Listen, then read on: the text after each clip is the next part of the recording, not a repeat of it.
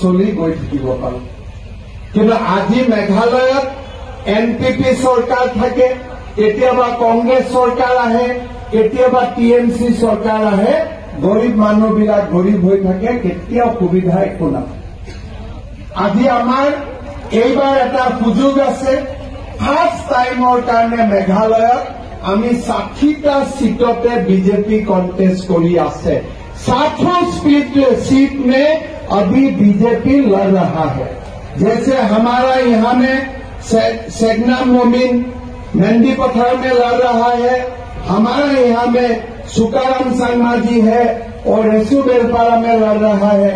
सारे लोग बढ़िया से अभी लड़ रहा है पूरा मेघालय में। और इस बार मेघालय में हमें सब मिलके बीजेपी का सरकार बनाना है, जरूर बनाना है। बना पाएगा कि नहीं बना पाएगा?